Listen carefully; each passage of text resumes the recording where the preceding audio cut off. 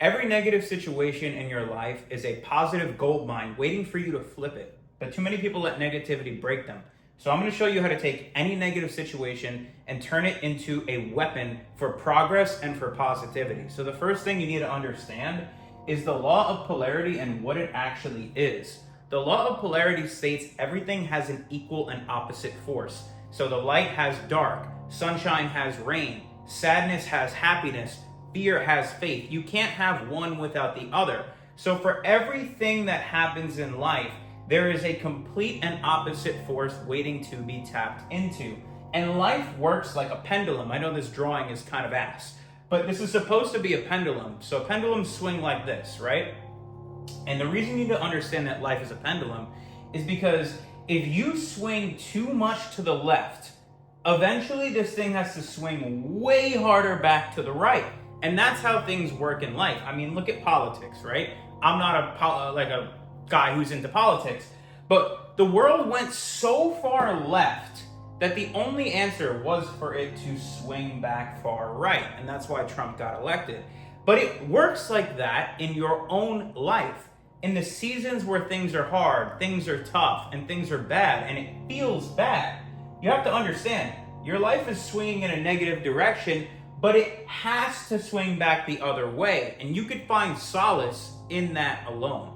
So understanding that life is a pendulum is going to get you through this. Now I'm going to give you some practical advice on how to actually deal with these situations and how you can turn everything into a positive, right?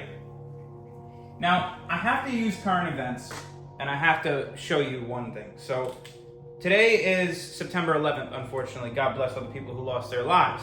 But Charlie Kirk was shot and killed yesterday, right? Why do you kill a man for speaking his opinion and speaking the truth, whatever his truth is, right? He wasn't harming anyone. He wasn't trying to kill anyone. He wasn't, hurting anyone with violence. He was speaking his opinion. Now, everyone has an opinion. You have an opinion. I have an opinion. So whatever you think of Charlie Kirk, they shot him for having an opinion. That means you can be shot for having an opinion. So just keep that in mind, right? Now, back to the topic. Why shoot and kill a man for speaking his mind? It could be because you fear what he says.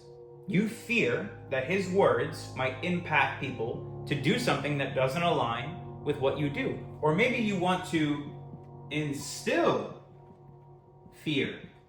You want to instill fear in the future generations that if you talk, we're going to pop you. We're going to pop you.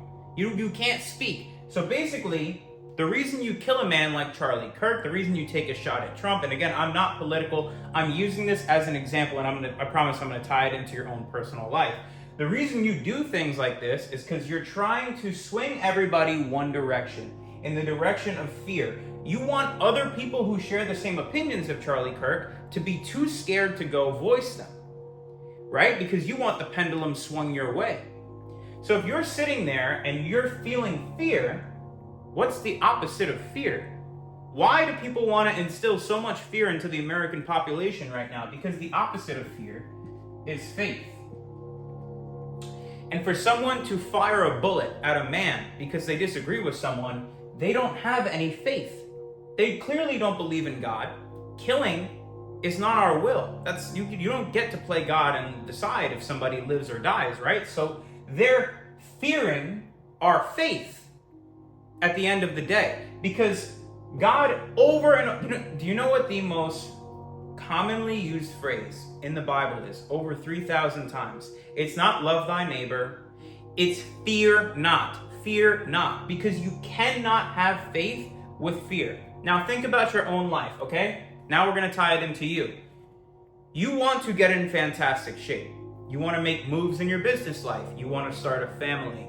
You want to be confident. You want to have charisma. You want to be this excellent individual, the best version of yourself. But you can't get there if you don't believe that you can get there unless you have faith. So what happens between us as human beings is if we don't have the faith that we can get there, we're going to move in fear. And fear causes us to do what? Not take action on the things we know we need to do, which leads to what? Anxiety, sadness, right? It leads to all these feelings. So if you understand that fear is going to lead you to not taking action and feeling anxious and feeling sadness, what's the polar opposite of that? What's the polar opposite of anxiety and sadness? Happiness, solace, peace. Now I know that you're after this, right? You're after this. So what does that mean? That means you have to, number one, move in faith. You have to always move in faith over fear. You're going to be scared to do things. And fear is a direct sign that you're about to make positive change in your life. Because as human beings, we each have what's called a paradigm, which is a way of thinking that has got us to the point that we are at right now. And a paradigm works like this. All right, there's going to be a master class, so just sit tight. You're going to understand yourself at a deeper level and be able to get full control over your mind. So here's your paradigm, okay? I'm going to explain it right now. So your paradigm is your way of thinking to this point. And the reason this is important is because the way you've thought to this point has gotten you the life that you currently have, the results you currently have. So if you want to move into a better life, if you want to move into a more positive frequency and start getting better results in life, you have to be aware of this right here. So what you think leads to a feeling. The way you feel leads to an action. Your action leads to a result, and that result leads to a reinforced paradigm. So, you have a thought, okay? I'm going to take a negative thought from a man who wants to get in better shape. Maybe he wants to get to 10% body fat, but he believes that his genetics are holding him back and he doesn't stand a chance to actually get to 10% body fat because he has bad genetics. This is what that looks like. The thought is, I have bad genetics. I can't get to 10% body fat. That leads to him feeling sad.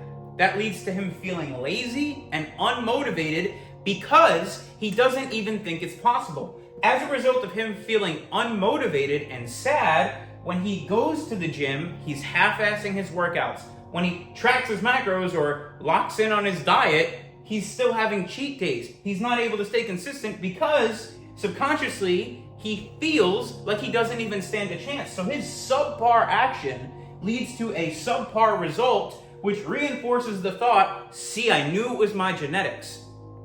Are you following? So this person really was thinking something, and that's the reason he didn't get result. It's not a fact that it's his genetics. It's that he felt like shit, so he took a half-ass action, which led to a half-ass result, and that's what got him the results. But when you start moving in faith, you start to think differently. You start to think fearlessly, which means your thoughts are going to start to change, which means your paradigm is going to start to change. That's the only way for you to move forward and make progress. But now, here's what I want you to think about. Check this out. Now, I promise you, you've never heard this before. Okay, here's you, right? Stale face. Now, I'm going to draw this, and I want you to guess what this is. That's not your girlfriend. It's not your mother. That is your paradigm. Let's say you're 23 years old.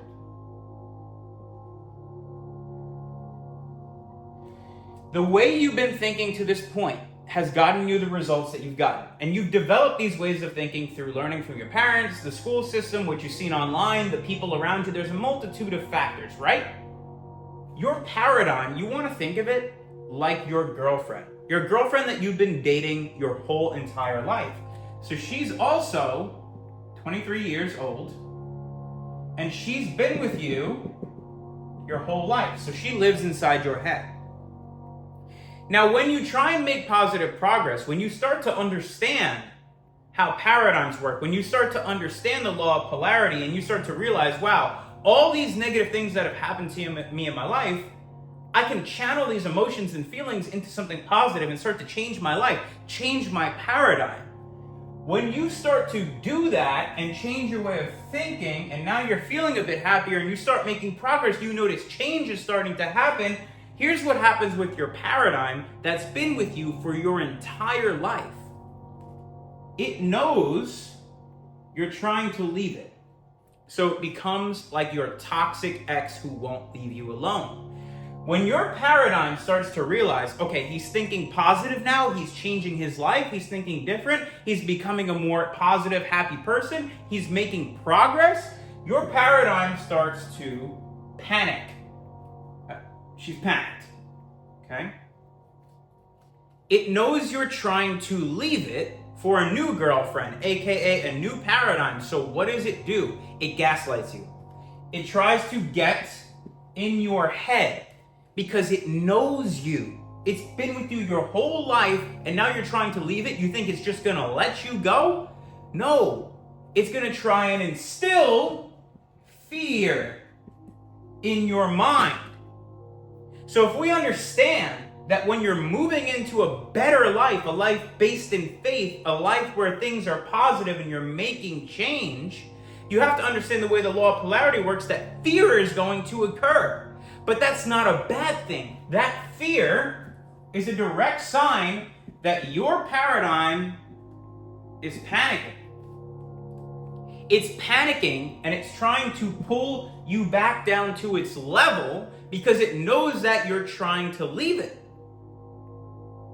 So when you feel fear, instead of feeling that fear, use the law of polarity to understand, I need to feel happy and glad. And this is a good thing that I'm feeling this fear, because this means I'm about to break through and I'm about to change.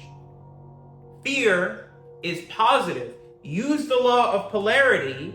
So anytime you feel something like fear or anxiety, you understand you have the capacity to use the law of polarity, apply that same energy you feel in anxiety and in fear, and apply that into solace, peace, happiness, and faith. Because especially when you have a true belief in God, you understand that we are born to be abundant creatures. We're not meant to suffer. Now, are there seasons of suffering where God teaches us lessons? Yes, but He wants us to live an abundant life. It is our birthright. So we're not meant to feel anxiety all the time. We're not meant to feel fear all the time. But in order for you to move into the feelings where this guy's happy, making progress, look at the biceps he's got here, and he's making progress, you gotta move. All right, beautiful drawing. I know, I'm good. I know. You have to move in, take a guess, faith. Because when the pendulum starts swinging this way, negative, all that is energy. We as human beings are made up of energy. God is energy. Okay? We are energy. Where our attention goes, our energy flows. So be conscious of this. When you start to think negatively, when things start to go negatively in your life, when tragedies happen, like it happened to Charlie Kirk, or maybe you lose someone in your life, or maybe you get fired from your job, or your girlfriend dumps you, and you feel this negative emotion, this negative energy, if you constantly fixate and focus on the negativity, you will get more of it. You can go into the law of attraction and all these things, but that's for another video. Where your attention goes, your energy flows. Where your energy flows, that's what you get back. You get what you put out. So if you understand that we're just energy, any negative or bad thing that happens to you, you can swing the pendulum back the other way 10 times harder, and that's how you get crazy progress. This is how I did. When my dad died, when I was 15, the pendulum swung this way so hard for me for years. I was stuck in my life. I made no progress. I wondered why me. All I focused on was all the negativity in my life, and guess what I got more of? I got more negativity. But once I finally hit my breaking point and hit rock bottom, I had no choice because the pendulum was swung so far this way that I had to swing it back this way. And how did I do that? I took the negative feeling of my dad dying, feeling stuck, all this energy and emotion that God blessed me with. All the bad things that happened to me were a blessing from God because it gave me all this energy and power that I had the opportunity to channel into something positive to change my life. So when you get hit with anything negative, understand that's a gift from God, unlimited energy for you to swing the pendulum in any direction you want. So I started thinking of my dad when I was in the gym, and I started working out harder. I started channeling the way I felt, remembering how bad I felt, into eating clean, into searching businesses, starting businesses, ended up moving to a new city, ended up starting a business, quitting my job, getting fucking jacked, because I took all that negative energy and I used it. Whenever I felt unmotivated, whenever I didn't feel like showing up that day, guess what I did? I thought of all the negative things in my life and I channeled it into me getting off my fucking ass and going to take what I wanted from my life. Everything has an equal and opposite force. But you also have to understand that good times don't always last. So you want to be in the middle, and that's called being stoic. And you're stoic when you become aware and in control of your emotions. And you become in control of your emotions and start to channel everything into positivity when you, number one, move in faith. That's how you channel everything into positivity. But guess what? When you move in faith, what did we mention earlier comes with faith? What's below faith? Calm, solace, peace. And when you're feeling these three things, it's very easy to be stoic. And when you're stoic, that means you're unfazed by things that are good and you're unfazed by things that are bad. You kind of just stay in the middle, and this allows you to stay calm, make better decisions. And when you feel these emotions, you're in control of your mind. You understand God has a bigger picture for you. You start to trust God and release that anxiety. You can't feel anxious when you give it to God. God wants you to come before Him and present your problems to Him, and God will heal you. But when you feel these three emotions, guess what? You're stoic. So anything that happens, you have the awareness to understand things can't happen to me. I happen to shit. I'm in control. This is my life. So if something bad happens, or something good happens, you're stoic. So you get to decide. You get to decide what to do with this. Do you understand? And when you're not too emotionally driven, when you're not too emotionally driven, when you're stoic, guess what happens? I want to show you this. So, let's just say, I'm going to draw another pendulum. This is you being stoic. So you can't be driven too far this way or too far this way. You get to remain in the middle, and this is where all the control comes. If you want to control every situation and turn every situation into positivity, you have to be stoic.